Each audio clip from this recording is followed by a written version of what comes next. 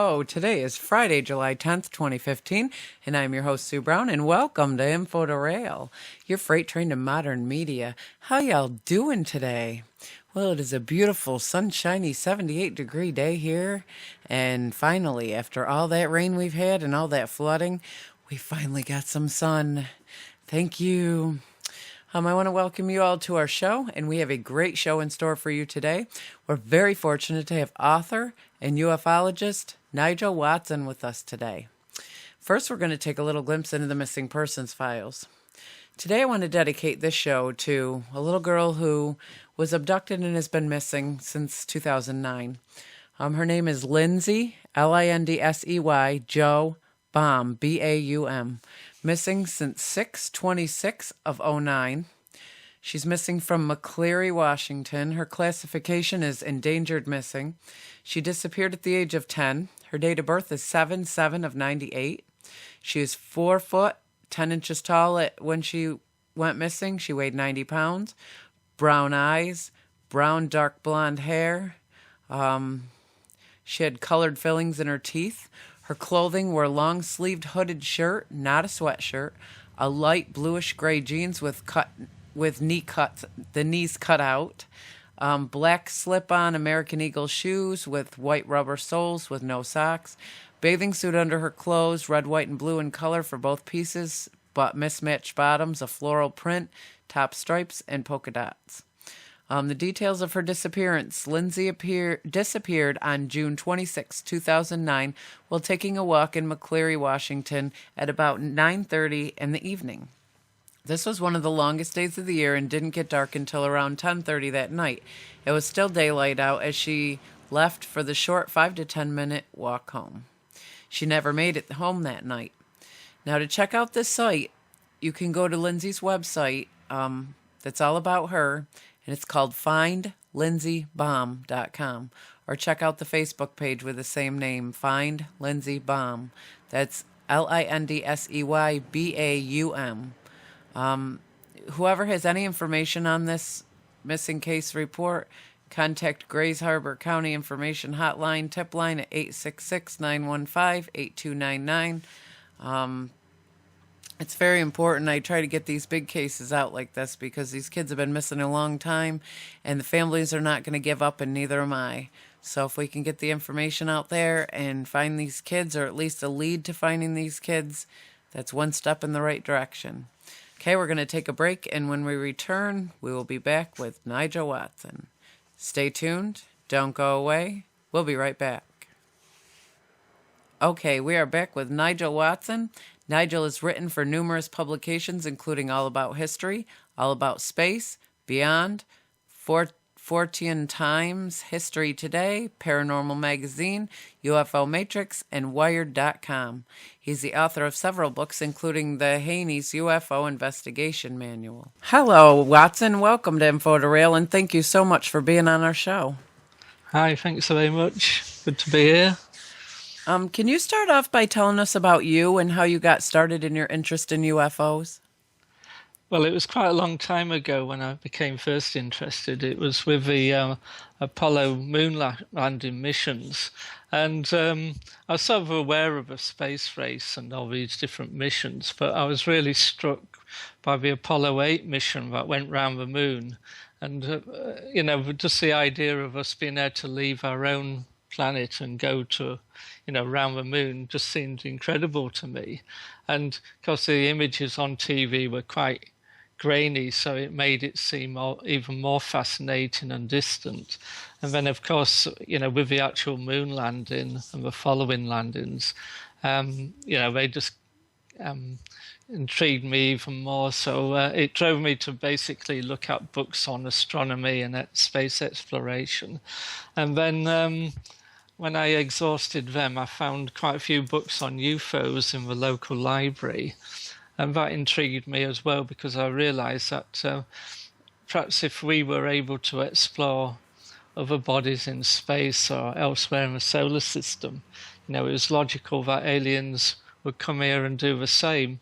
And UFOs at that time did seem to be like robot vehicles that seemed to be, surveying the planet. So it then led me to read more books and get UFO magazines and get in contact with different people. And then I set up my own little UFO group in Scunthorpe, where I used to live, which is in northern England.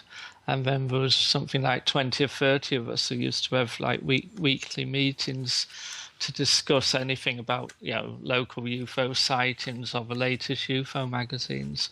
So it's basically a progression from the moon landing missions to UFOs. Well, that's very interesting. I've noticed a lot.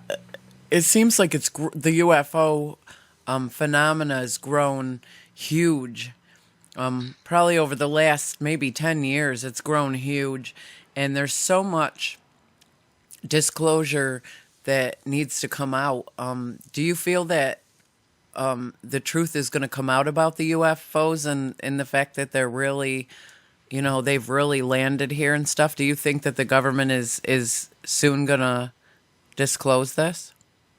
Well, I think there's a kind of problem with it because quite a lot of governments are releasing their archives and files about UFOs.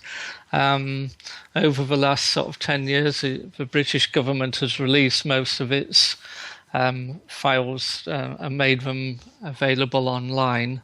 And quite a lot of other governments are doing the same. And of course, the United States has released things like the Project Blue Book files.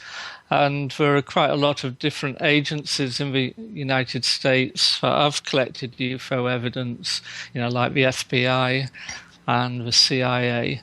But I think actually being able to get full disclosure is going to be a sort of tricky issue, really. I'm not sure whether any specific government has anything like this. People say, in Russia there might be, secret files about this, and whenever files are released, there always a bit of a disappointment, really. And often, particularly with the British files, you realise how little investigation was actually carried out. A lot of it was just recording just lights in the sky, and even if it was a more interesting sighting, they didn't really do much about it. I think that the problem there with the British files, though, is that they just collected the material with a thought to whether it posed a threat to British security or air defences. So basically, they were looking for any activity of any enemy aircraft rather than of UFO activity. So in a way, agencies might collect so-called UFO material, but it might be for different reasons than for us to find out, whether they're extraterrestrial craft or anything. So I think another problem is people have been saying, there'll be full disclosure one day, but it always seems to be one day in the future, and it's really hard to pin it down. And another thing there is that some United States presidents have often promised in their campaigns that if they become president, they'd release all the material. But then when they become president, nothing happens. So I think it could be a long time before we get anything that might satisfy UFO supporters, really. Have you ever yourself witnessed a UFO? I've seen odd lights in the sky. I went from sort of believing that extraterrestrial craft were coming, and then I kind of shifted my viewpoint with, I don't know if you remember John Keel's writings, Operation Trojan Horse, become quite important in the sort of early 70s, and we had a big influence on European ufology, where we looked at the sort of sociology and psychology of sightings. And so I've become a bit of a skeptic, and then I went to Warminster, which is a sort of UFO hotspot in Britain, and one night I was riding in a car when we saw these massive lights in a few fields away. And I thought, oh, I'll have to change all my ideas now. It really does look like a UFO. It just looked like a really big lit up flying saucer. And it wasn't until sort of 5 minutes later it became closer. You could hear the engines, and it was a sort of Goodyear advertising blimp. But if we hadn't stopped and waited and looked at it, I think we would have been pretty well convinced that we'd seen something out of something like Close Encounters, you know. So I think in a way, I think even the most hardened skeptics have seen odd lights in the sky that they can't explain. And so often they overthink, you know, perhaps it's just because they haven't got enough information. Like we gathered more information by hearing the engines. So sometimes things can seem intriguing in the right set of circumstances, really. So really my UFO sightings have been a bit of a disappointment, really. Do you believe that we've actually been visited and that we've had, you know, the extraterrestrial beings in our presence? Do you believe that they actually have come here and visited us? Well, we've been in existence millions of years, so it's quite possible. There could have been a sort of alien visitation, you know, thousands, if not millions of years ago. You never know. And there's all this evidence put forward about, you know, ancient astronauts visiting and whether they influence, you know, early religious ideas, or, you know, even influencing people to build Stonehenge, say, or monoliths. And throughout the last few centuries, people have seen lights in the sky and interpreted them in different ways. And I think it's quite interesting, though, that if it were genuinely alien, perhaps they're so alien we wouldn't be able to understand them. And that's perhaps why the search for extraterrestrial intelligence, you know, the scientific search for radio signals from outer space, might be having problems, because they're looking for signals from aliens who might be just a bit different from us. Whereas if aliens are genuinely alien, they could be, you know, have a totally different biology and ways of communicating. So in a way, what I'm saying is that it'd be difficult to identify an alien because if it is genuinely alien. And perhaps the only way we can accept aliens is to think of them in terms of flying saucers and little green men, and because then we've got a sort of handle to deal with that subject.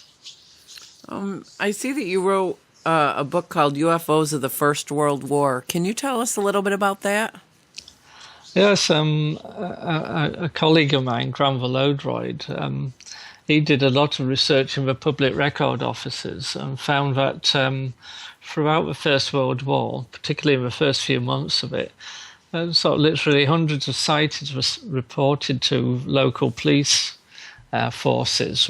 This information was passed on to a military intelligence unit in Whitehall in London, and they actually used to go through all the reports to find out more about the sightings, to see whether there were actually sightings of German aircraft or of people perhaps signalling to German aircraft.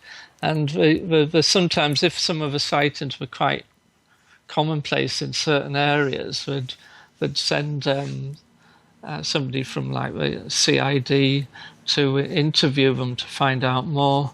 And they actually published a little booklet on how to identify things like lights in the sky in terms of astronomical phenomenon or caused by other things. So in a way, the British government was probably the first to sort of set up a UFO investigation unit, much like Project Blue Book did in the late 1940s and 1950s. But of course, you know, mainly we were looking for German aircraft activity. And there were so many sightings in the Lake District and in Scotland. We actually sent out search parties to look for an aircraft base where an airship or an aircraft might be operating.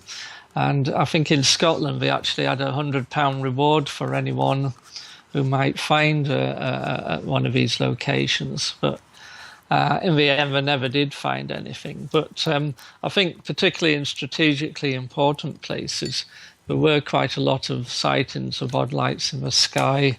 But, there weren't particularly great sightings, but some were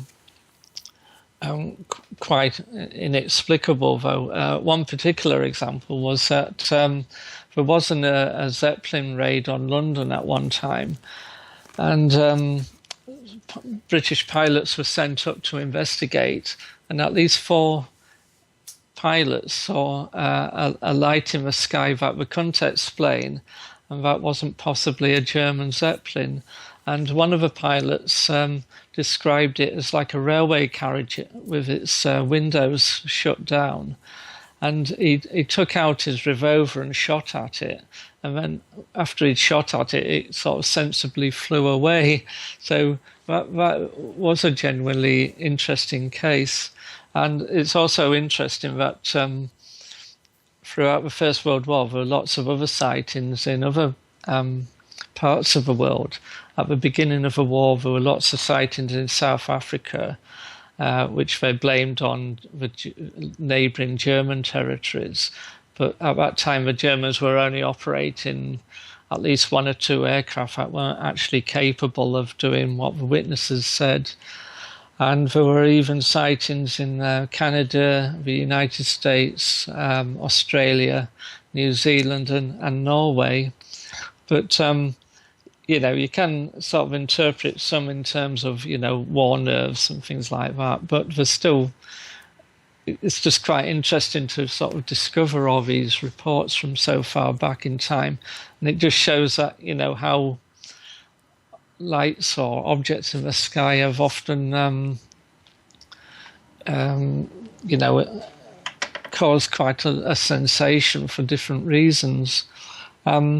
And since the First World War, there have been lots of alleged reports of more sensational things. Like the most sensational report was that the Red Baron had actually shot down a UFO during the war, but it had crashed and 2 alien entities had escaped from the crashed saucer and ran into the woods. But unfortunately, it's a sort of, a newspaper hoax, really, which is a bit disappointing. But it's just a striking imagery of a sort of a First World War aircraft shooting down a high-tech flying saucer, which would have been an achievement in itself. And then there's another famous case of some soldiers being taken in a huge cloud during the Gallipoli campaign. But there again, there's not really that much substance to the story, but it does get repeated quite a lot in UFO books. So, and it's also interesting, though, that alongside all these sightings of what people believe were sort of German airships or German aircraft, there are also sightings, particularly during some of the battles in Europe, of like the Angel of Mons and sort of religious figures appearing in the sky at times of most critical times of a battle and coming to save the soldiers who are in a particularly tight spot. So we're also sort of like visions in the sky interpreted in a sort of religious context as opposed to a secular context. So, there's quite a lot of that area to explore. And, I mentioned some of that in my book as well. You hear a lot of these people these days coming forward saying that they were abducted by these aliens in these ships and that they actually did, testing on them or, extracted, stuff from them and such. Do you believe that that's true? I think alien abductions is a sort of area that sort of blossomed since the sort of 60s with the Betty and Barney Hill case, which was in 61, but it didn't really get publicised until the sort of later on in the 60s. And it was a journalist that brought it to our attention rather than ufologists. I think ufologists at the time were still trying to prove that UFOs were solid craft that were visiting us, and they didn't really want to go into the whole area of what was inside the UFOs.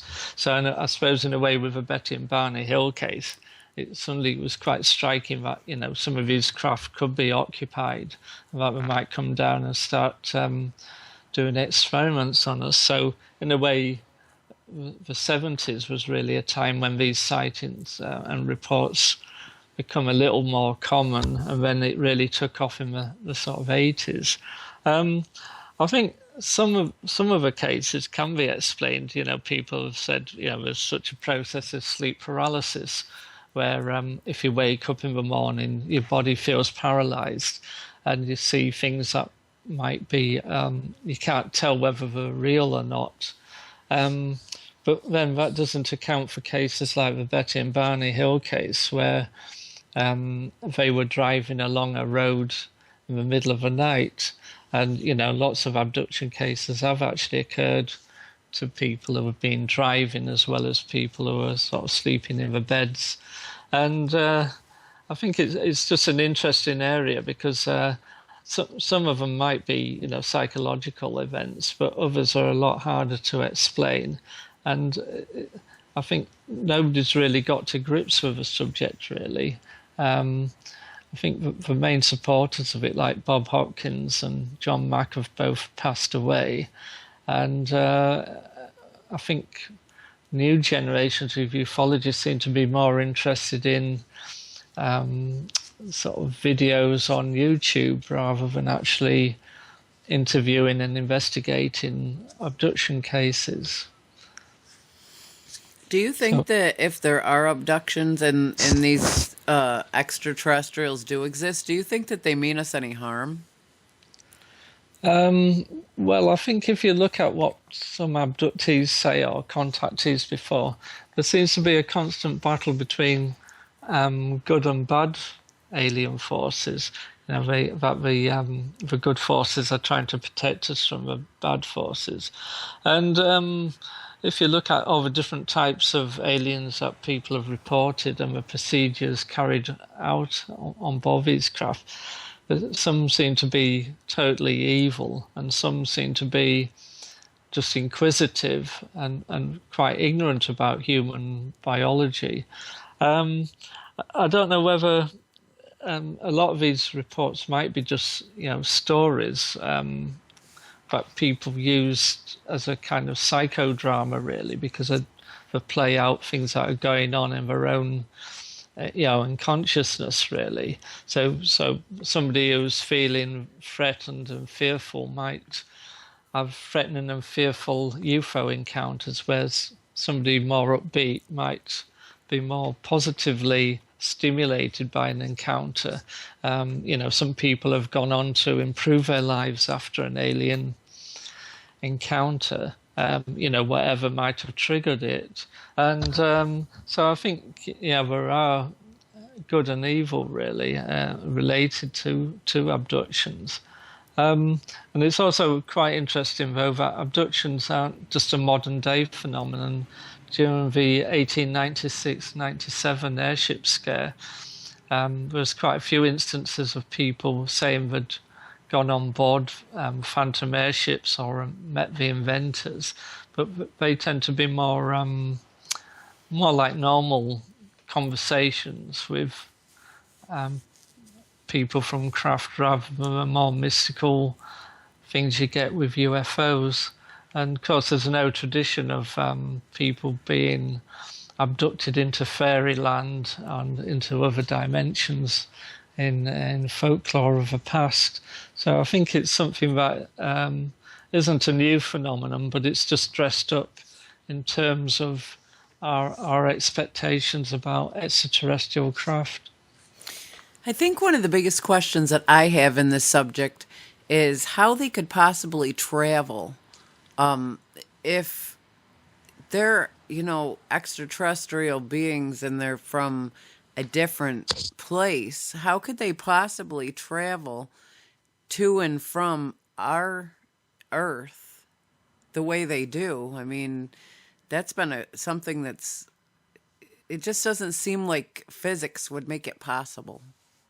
No, I know what you mean, because if you start reading astronomy books, you just realize of over a literally billions of galaxies out there, let alone billions of planets able to support some sort of existence like ours. But the distances are on that scale as well. They're so vast, and we've barely struggled to get to Mars. And well, we still haven't got there to Mars on manned missions. So we've got a very long way to go. And the only other possibility is that because some forms of life have obviously evolved earlier than us, they could have had millions of years to develop space travel. But it just seems, if it did come here and the UFO craft that we're reporting today, why are they doing such trivial things? Why are they just scaring people in rural areas or beaming people out of New York apartments? Why haven't they really bothered contacting us? I know some people say perhaps Eisenhower met aliens at an Air Force base and various stories like that. But most UFO activity seems quite inconsequential. It's almost like you could imagine perhaps an alien spaceship that's just randomly firing sort of projections at us to mess with our minds. Right? It's like, Well, I often wonder this stuff because, it seems like we would have, why do we not have some sort of a ship that can, beam us to their place where they're from, and I understand that they're probably technologically so much more advanced than us, but, it just seems to me like we were created for this earth and they were created for their habitat. So Yeah. it just kind of seems, I do believe in them. I believe in them wholeheartedly. I have a friend who actually told me that he is not from this planet. And in my interview with him and talking to him, that's Mark Brinkerhoff. And within my interview and having the chance to talk with him and getting to know him, I have no doubt that he's telling the truth. There's so many things that he gets messages from his people and his, his contact people that nobody else could possibly know. And so I have no doubt that this is real. But I kind of am so curious about what their vendetta is. What's their mission? Part of me wonders if they're trying to help us. And, we're destroying our planet left and right. We as a collective people, and, are they trying to save us from our own demise? Or, to me, it's just crazy. Why can't we just invent a ship that can take us to their planet so we can see how they live? Yeah, I think the whole thing about this is quite frustrating, really, because the contactees of the 1950s often said, gave warnings that, we were destroying our planet with atomic bombs and pollution and things. And I suppose some of the abductees or people who have had sort of communications with aliens have also relayed the same thing. And the fact is, perhaps we should harness more of our time and efforts into making our own planet decent before we start, polluting other planets. And, one thing we have done is put up thousands of pieces of space junk around our planet. 90% of it probably is no longer operable anymore, or is just odd bits of boats and things. So we've already polluted the the orbital zones of our own planet in our quest to sort of blast things into space. And in a way, it'd be good if we can sort of try and preserve things rather than just blunder around the solar system, polluting new places. That seems to be the way we do things, though. And it makes you wonder, perhaps aliens are coming here and they're blundering and polluting our mind rather than physically doing anything. But, I think it's very hard to pinpoint. There's so much about, say just an alien abduction, really, as it depends on, there's so many different types and the quality of them. Like some, might be more easily explained than others. But I think that's what keeps me interested in the subject. There's always something new around the corner or some new insights to take. I think that's a problem with hardened skeptics who just dismiss the subject out of hand. I think I regard myself more as a sort of sympathetic skeptic, and some things do make you wonder, what is going on, and how it's become it's pervasive throughout the world that people have had alleged encounters or sightings and things. It's not just people in rural America. So, well, I know that a lot of people have a controversy about whether or not we've ever really landed on the moon. A lot of people say that it's impossible that we could have possibly got to the moon because of the Van Allen radiation belt. What is your thoughts on that? I think we did actually go to the moon. It'd be disappointing if we hadn't, because most of my childhood I was really fascinated by the landings. But it's quite interesting that people have come with quite a lot of different evidence that it might not have happened. I think only recently there was some reports saying about samples of moon rock and videotapes of emissions have all gone astray or not being very well looked after. And you'd think after all the effort throughout the 60s to land men on the moon, you'd have thought they'd protect the moon rock like the crown jewels, wouldn't you? And a lot of the original videotapes got stored and deposited in sort of obscure places, and I think we've gone round sort of trying to rediscover them. So on that hand, I think we haven't particularly protected the heritage of emissions.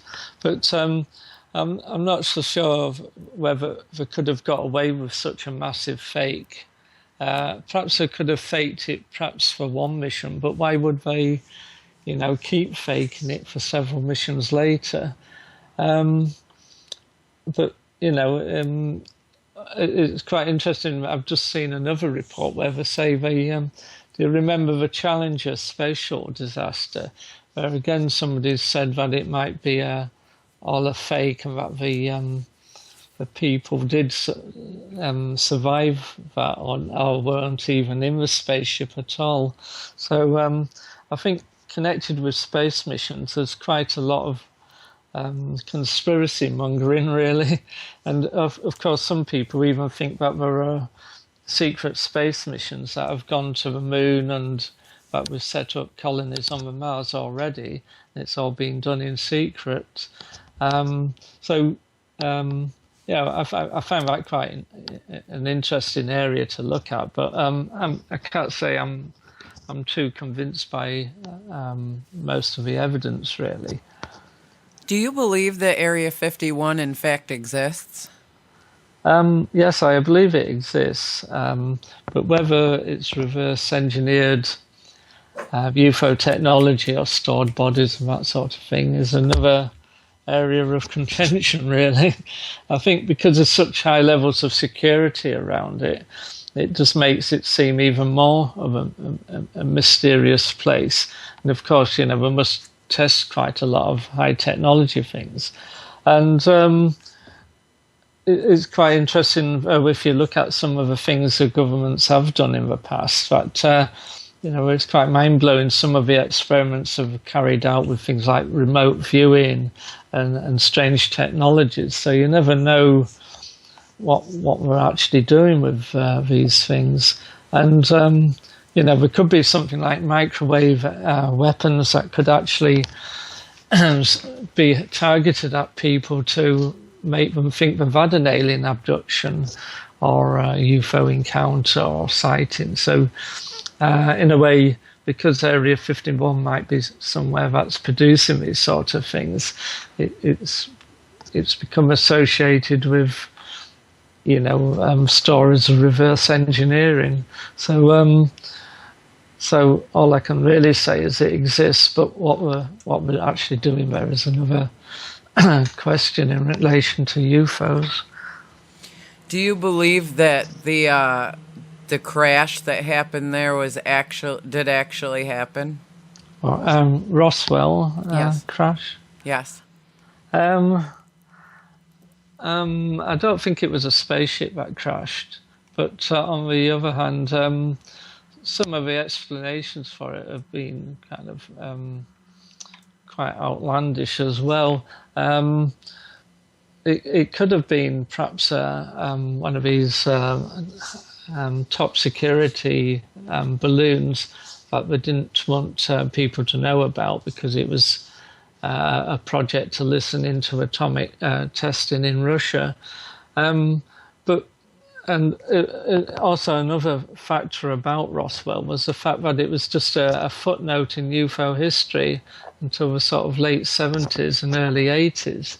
So nobody really took any interest in it. And it's just surprising nobody really come forward to say anything about it, for such a long period of time. And then it seems to occur often with UFO cases, that we get more elaborate and interesting 20 or 30 years later rather than at the time. I don't know whether that's just because of a slow drip of new information becoming available, or whether people's memories fade and then stories get elaborated to go in line with, say, UFO stories. But I think Roswell, whatever it was a sort of milestone in ufology, and you can't really avoid it anymore. But I'm not totally convinced it was a spaceship either.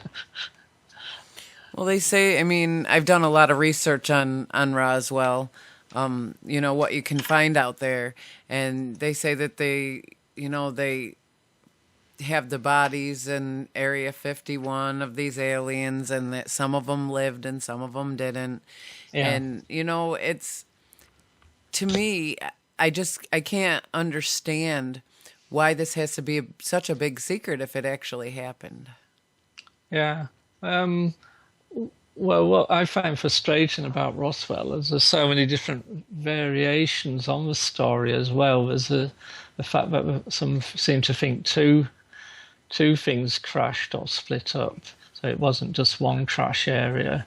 And there's stories of these extraterrestrial biological entities being some being recovered, and some of them might actually have been alive and taken to Area 51, and and the wreckage being reverse engineered. But the problem is with original witness testimony, none of it really sounded like a spaceship that we'd know of, because they were saying they'd found little beams of material that was really super lightweight and bits and pieces, really things that didn't seem very solid that you'd expect from a spaceship. But then again, if it was an alien spaceship, we'd probably use different technology from what we'd expect anyway. But it just I think the problem, like with the Roswell slide controversy recently, or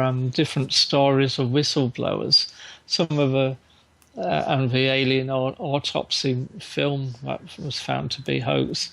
I think the problem is that we go down lots of side avenues in regard to Roswell, and that sort of detracts from, focusing on what really happened there. Perhaps I think the trouble is with the distance of time, and as different people have died away, perhaps we'll never really get to the bottom of it now. I'm kind of curious.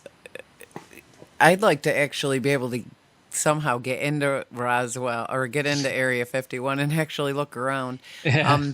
They said there. I've watched a couple movies, and that's the thing about movies. Hollywood puts a spin on whatever they want to, however they want to. But I watched a movie, and it's. I'm not even sure if it was the new Area 51 or whatever, but they allowed them to come in and actually investigate Area 51, and they ended up getting sneaking into the parts that they weren't supposed to be in and saw things that were unimaginable to us. And to me, that I don't know. I just don't know how the public would react if we actually knew that extraterrestrial beings actually were here.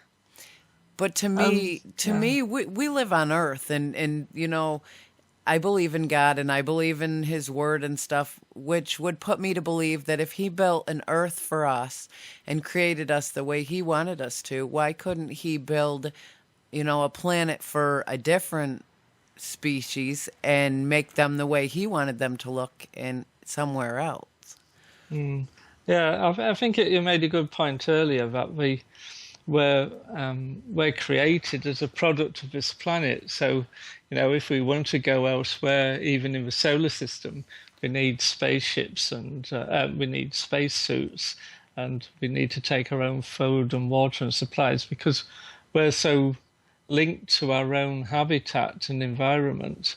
And perhaps, you could say the same about aliens. They're so linked to their own habitat that perhaps to actually move out of it or be able to create, vehicles to actually go anywhere else is perhaps insurmountable. You never know.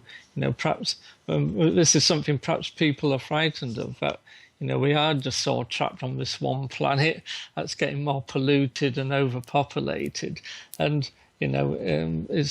becomes a bit of a pressure cooker then. So the dream of going out to colonize Mars or the moon seems like something that sort of relieves the pressure on what might happen on Earth, but perhaps that's not really facing the issues we have here.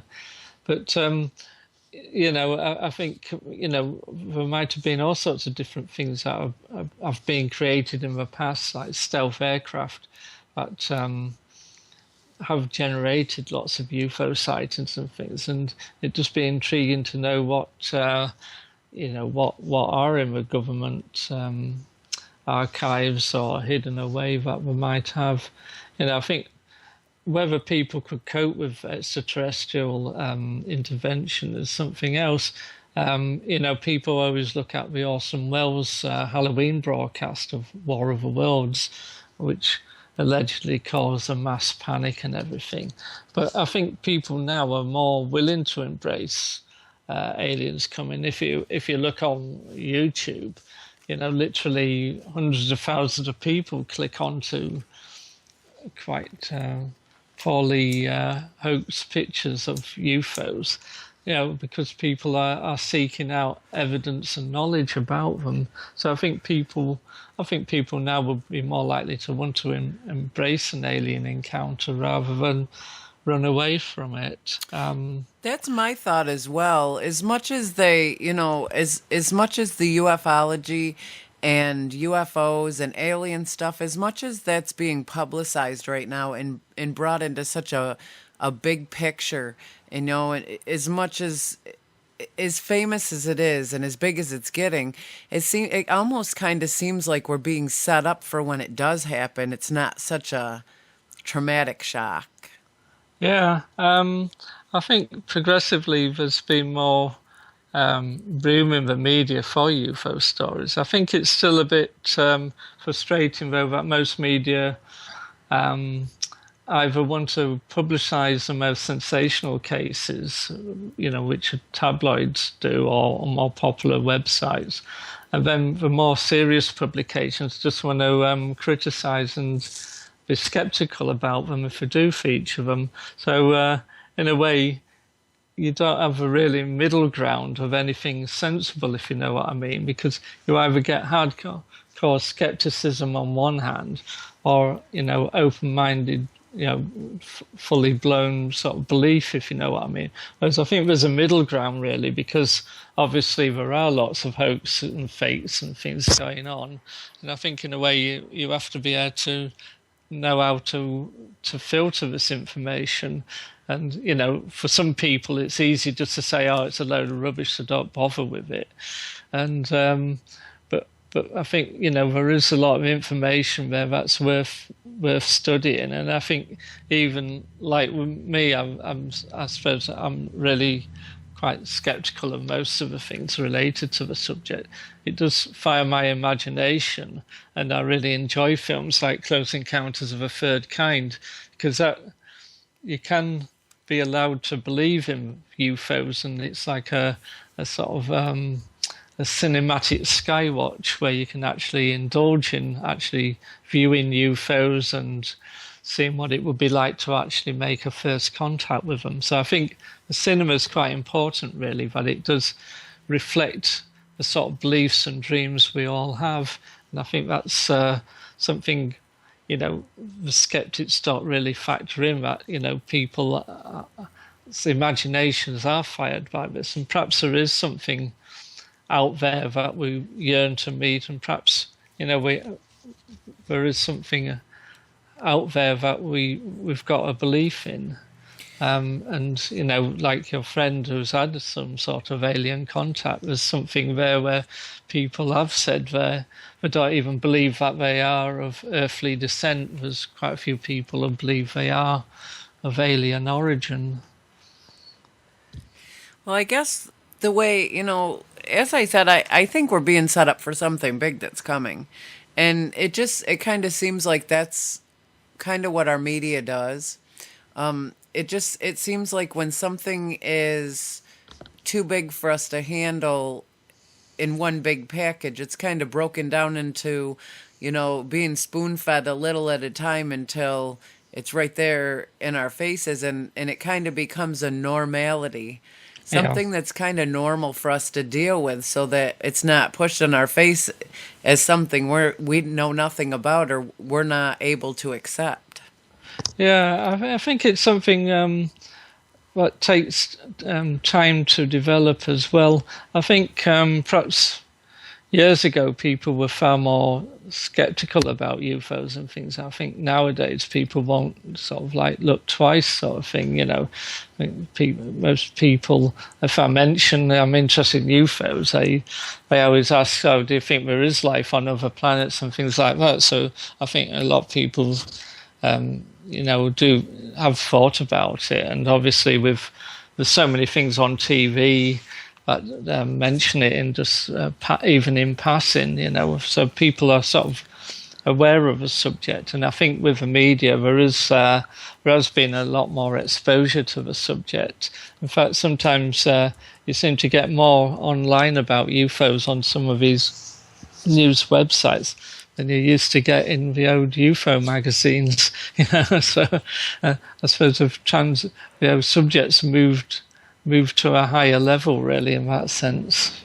Well, I know I've heard a lot of. I love Coast to Coast, and they're the people, the hosts on there, like the reason why I do what I do. I love what I do, but I think George Norrie is the reason why I chose the career, to be doing what I'm doing, and I love it. And I hear like there's some people on there that actually describe that when they were abducted, they had implants put into them so that these beings could actually track them in one sort of way or another.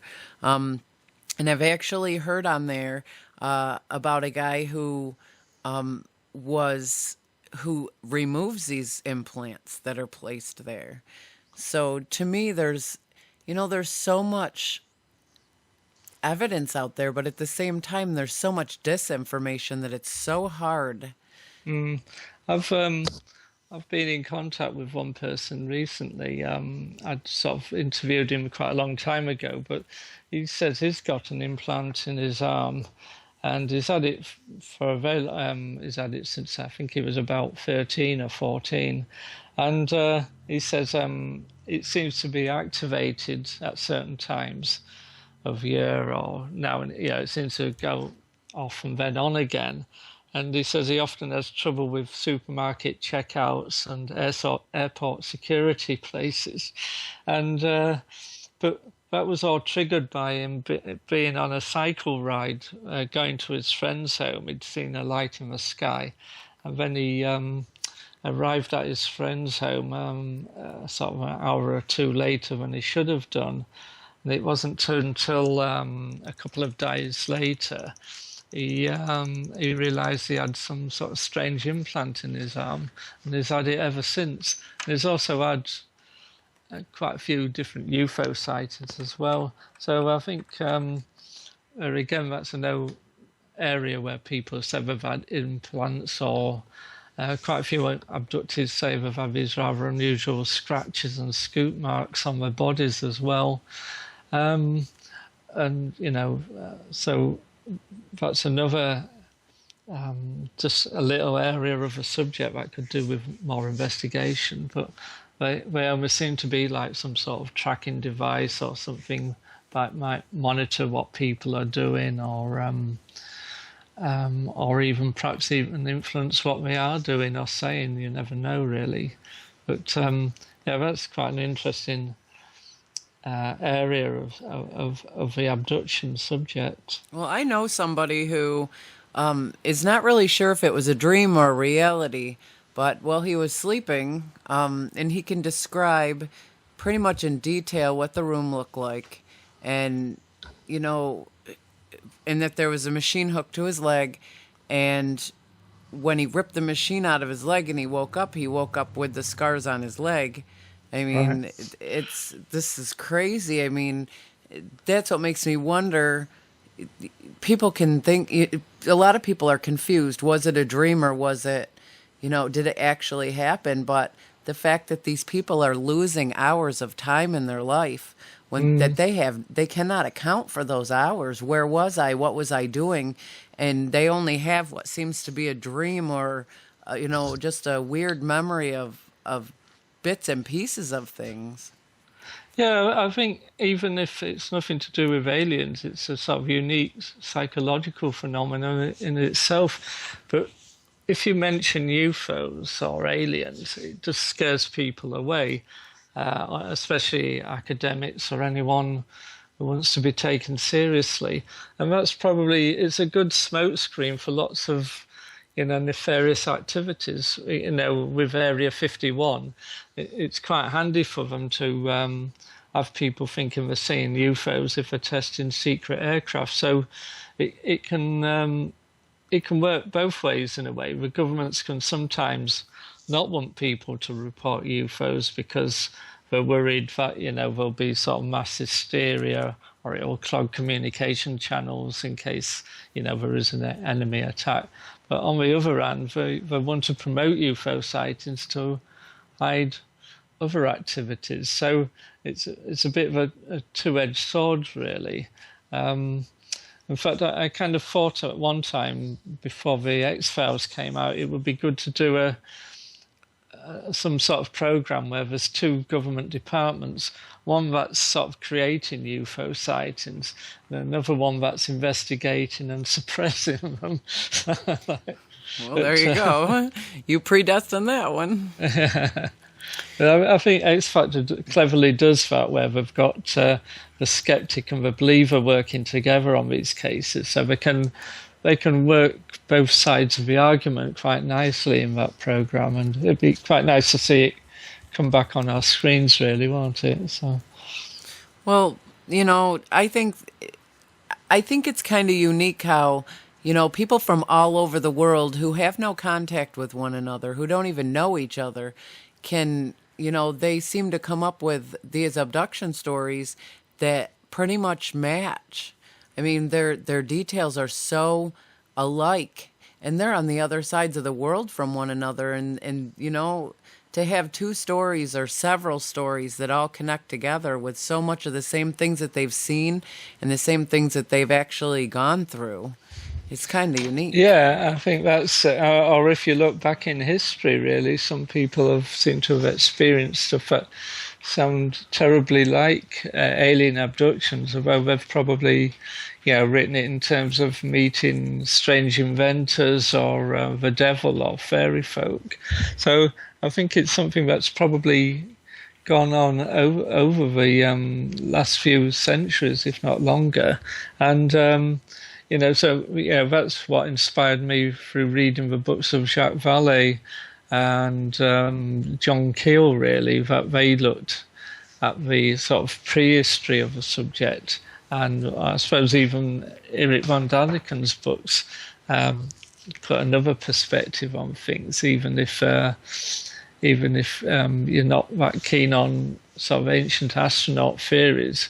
It does make you wonder what's going on. And also, like I say, even in obscure parts of the world, some people are still reporting the same type of experiences as people in the Western world. And, we can probably accept it more here, because you could also say people have picked up these imagery from TV and movies. But there again, it's a chicken and egg thing. How did the films and TV get to produce these images in the first place? And often it's because they're based on, true UFO stories. So there's a kind of this interaction between fiction and reality going on as well. So that's another area that sort of fascinates me about the role of the media on how we perceive the UFO stories. Well, some of these people that have actually reported these incidents don't have computers, and they don't, they're not plugged into the media like we are. And that's what's kind of, makes me wonder, because they're not plugged into, they don't have internet there, and they don't have all this stuff. But these people are coming forward saying that they're, going through the same things. They're experiencing these experiences that match with people that are on the other side of the world who do have internet. So to me, there's so much truth to it, and it's it's so obvious that there's something out there. There's some sort of alien life out there. To me, I just wonder, I guess my biggest question, and I've asked this often to several different people, why do they only show themselves to certain people and not to others? Yeah, it's quite interesting that Martin Kottmeyer noted that some of the imagery in the Betty and Barney Hill story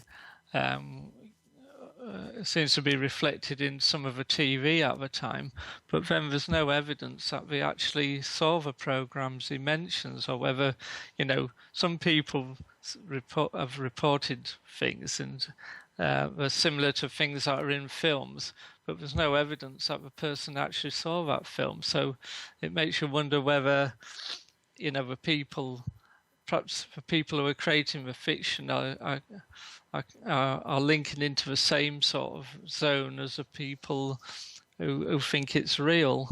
And that's kind of an interesting area where people have said people like H.G. Wells were contactees, and that they were influenced to write what they wrote by, alien contact.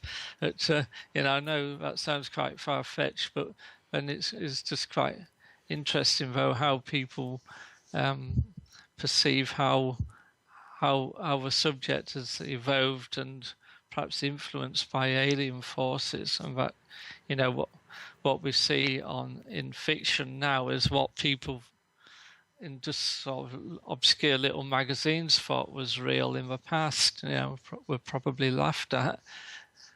Yeah, it's definitely true. There's so much out there, and I don't know if we're ever going to know the truth, at least not in my lifetime, but I'm hoping to, I go out there and I look. I'm always looking up, and I'm looking, and I've seen some crazy, unexplainable things. I don't think I've ever witnessed a UFO. but I've witnessed some crazy things right in our, in our own skies. Like, I was standing at the door and we were looking out the door. And, my boyfriend and I both saw this, and that's what was freaky. We saw just what looked like this teeniest little light, like a star, way off in the distance. And we were both like, what is that light way off over there? And just like somebody threw a lasso and lassoed the moon in within a second, that moon was a full moon right up in the sky, dead in front of our face. And it was instant. As soon as we said, what is that light off in the horizon? It's like somebody pulled that light from way back in the horizon right up to the sky above us, and it was huge.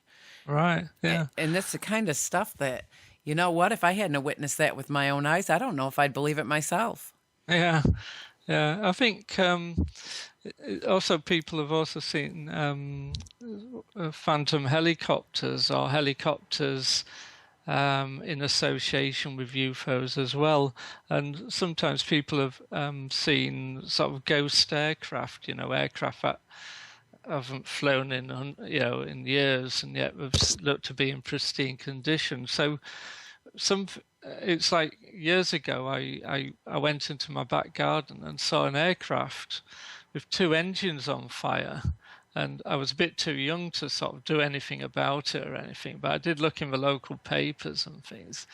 And there's absolutely no mention of any aircraft crashing or having problems or anything. But I could distinctly see these flames coming out the sort of engines, all around the engine, not just out as an exhaust, really. So there are odd things going on in the sky, really, and sometimes you might not even look at it twice, and you might just be at the right time at the right place, might you, just to catch some of these things. Well, sometimes I often wonder if they're not interdimensional but kind of separated from our dimension so that we can't see them unless they want to be seen.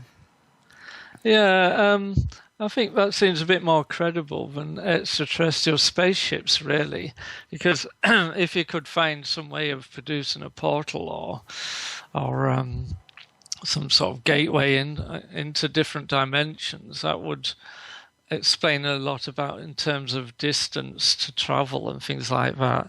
And some people have even thought that UFO entities or whatever, like Jack Valley says, perhaps they just live in very close proximity to us, but on a different dimension entirely. So we're kind of almost like a shadow in our own existence, and have done since the dawn of time, which is kind of an intriguing sort of take on the subject.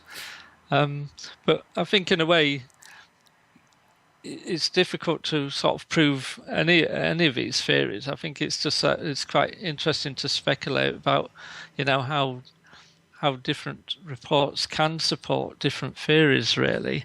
Another one is that, UFOs might be actual living entities, that were like atmospheric jellyfish that fly through the sky, or balls of plasma that might cause hallucinations if we get too close to witnesses. So, there's all different classes of explanation, really.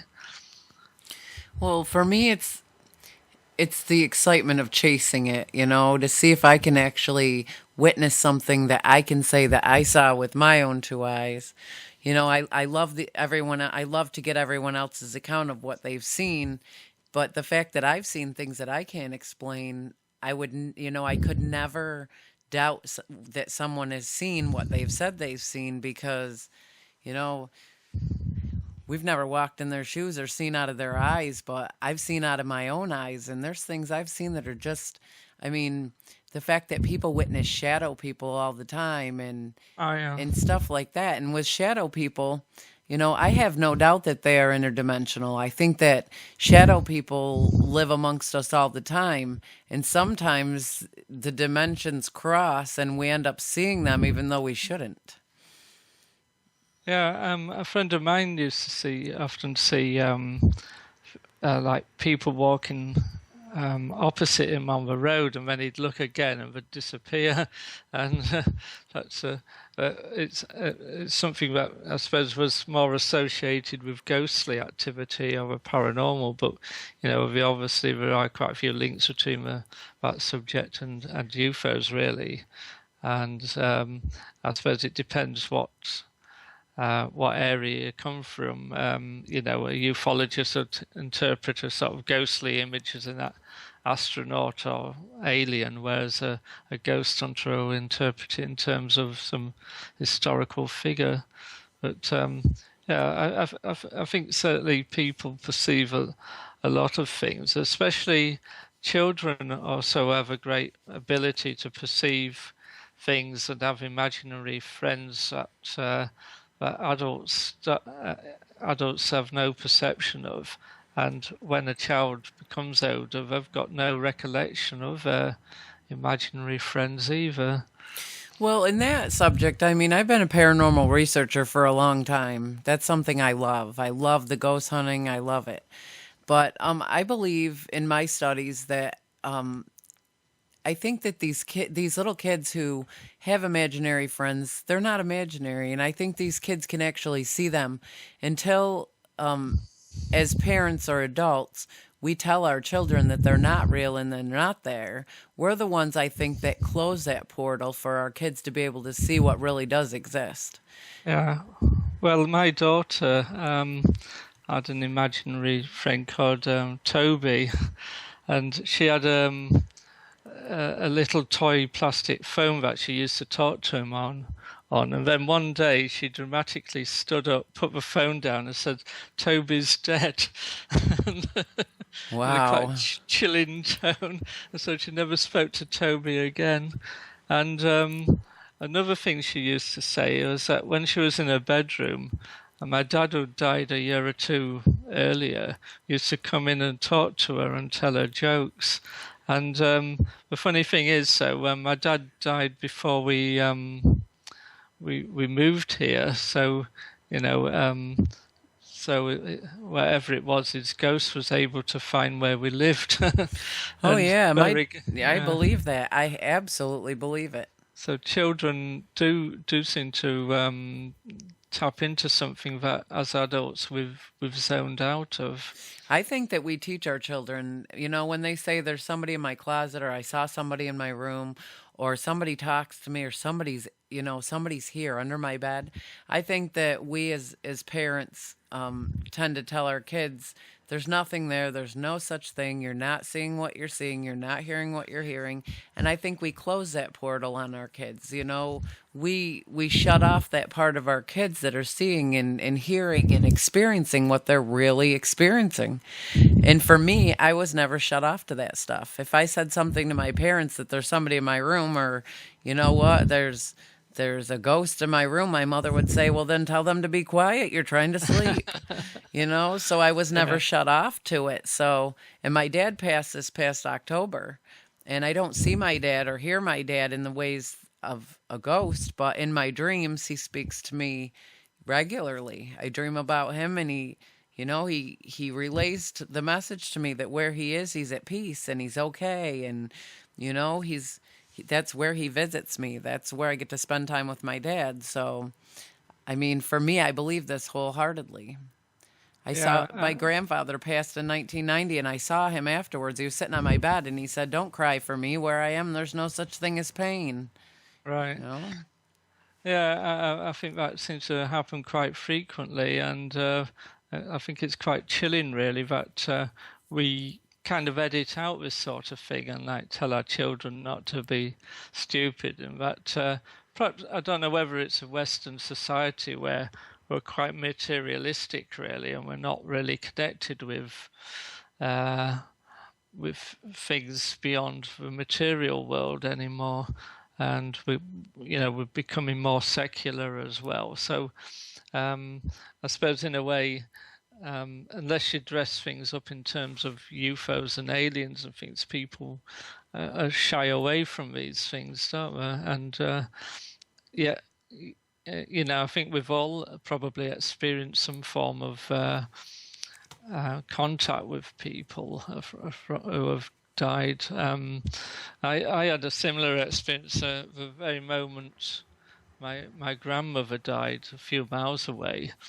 I just felt a surge of energy pass through my body and thought, oh, that's a really weird thing, as if something had passed through me. And then it wasn't until a couple of hours later I found out my grandma had died at that exact moment. So, that was quite a strange thing to happen.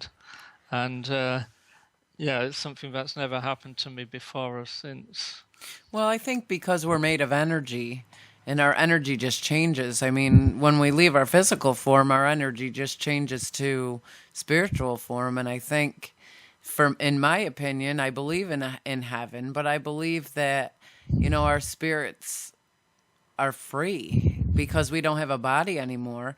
And in my belief, when Judgment Day comes, that's when we'll go to heaven and we can't travel in our spiritual bodies. But I think between now and then, I think we're free to visit our loved ones and stuff. But I think it's the evil that sticks on the earth and refuses to leave that is a problem. Yeah, but I think it's like a lot of things though, that these are sort of things you can only really believe and you can't really pin down with science.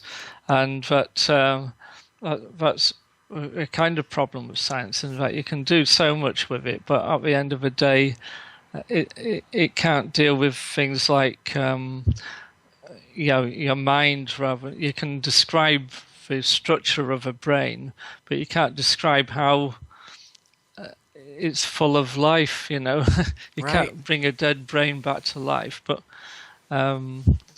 it's we can only describe the structure and not what's actually powering it, if you know what I mean. Absolutely. Can you tell us? I know you've written some books. Can you tell us the names of your books and where we can purchase them? Well, I've written 2 books recently. I think they're both available on Amazon or other websites, or you can order through the bookstores. One I wrote about a year ago is called the UFO Investigations Manual, by Haynes, who do a lot of like motor car maintenance manuals. But this is a sort of a manual about ufology, from the history of ufology, different types of UFOs, what things explain UFOs, and it also looks at things like contactees and crash cases and abductions. So it's a kind of it's got lots of illustrations and references for people to sort of get a good overview of the subject of UFOs. Because I found if you just Google UFOs and things on the internet, even if you're a ufologist, it's so confusing to know what to believe or what to think. So it's almost like a sort of handbook to get you started into the world of ufology. And I'm quite pleased with that one. And then since then I've published UFOs of the First World War, which is published by the History Press. And that's a paperback, really, that looks at phantom airships sightings and scares in the years just before the First World War and during the First World War, and covers all the major incidents there, which is quite a handy book because it's sort of based on hundreds of archive and newspaper reports, and it's from material collected worldwide. So that's quite a good one for anyone who wants to know anything about sort of the historical context of UFOs. And we can get those on Amazon, you said? Yeah. Okay. Is there a website that people can go on and check you out? I'm on Facebook. I've got a UFO Investigations Manual Facebook page, but I haven't really got a Facebook a website as such. No. So if we go on Facebook, we can just type your name in and find you? Yeah, or type in UFO Investigations Manual, and you should find me that way. All right. Because I normally post quite a few sort of media reports about UFOs and things like that on it. I've read through it, and there's a lot of interesting stuff on there. That's where I go to look up a lot of stuff about UFOs. Is your site? Well, I want to thank you so much for taking your time and coming on and being with us. I mean, this was a great interview, and this stuff just fascinates me. And hopefully, in the near future here, there'll be more disclosure and things will actually come out in the open, so we can get a little bit more truth in actual evidence. Yeah, I think we live in exciting times where information can be put out there within sort of minutes rather than weeks and days like in the UFO magazines of the past. You'd have to sort of wait a month or 3 months for the next edition, whereas now you can wait 3 minutes sort of thing for the next edition. So I think spreading the information and finding it, I think it's all quite exciting, really. I think we're living in probably the best time to learn more about the subject and discuss it, like with you. So I think you can find other people with like minds to discuss the subject with and to exchange information. So I think it's quite exciting what might come up in the future. Well, I'm definitely looking forward to see what comes up. I watch daily just to see, one day I think that one day soon we're going to have disclosure and everybody's just going to know. Yeah, you got to keep watching the skies, as I say. Well, definitely. Well, thank you so much for coming on, and I'm hoping to have you back on again. Great. Yeah, that would be great. Yeah, thank All you. Right, thank you. All right, bye. Bye. That was a great interview, guys. I love these interviews and to get other people's perspective and see what they've studied and what they found is amazing. And, Nigel is very intelligent and you got to get on his Facebook page and check it out. He's got a lot of great articles on there and that was a fascinating interview. Well, that's all we have time for today. We post our shows on YouTube, and if you want to know more about our guests and upcoming shows, please visit our info2rail webpage. Just Google info2rail and click on our Google Sites page. I want to thank you all so very much for joining us here at info2rail. It's the guests and the listeners that make this all possible, and without you guys, this wouldn't happen, wouldn't be possible for me, and I just want to tell you how much I appreciate each and every one of you. I hope to see you here each week for new guests and fascinating new topics. You're all great. Thank you so much for your support. May God bless you and keep you, and may His face shine upon you in these uncertain times. We'll see you soon.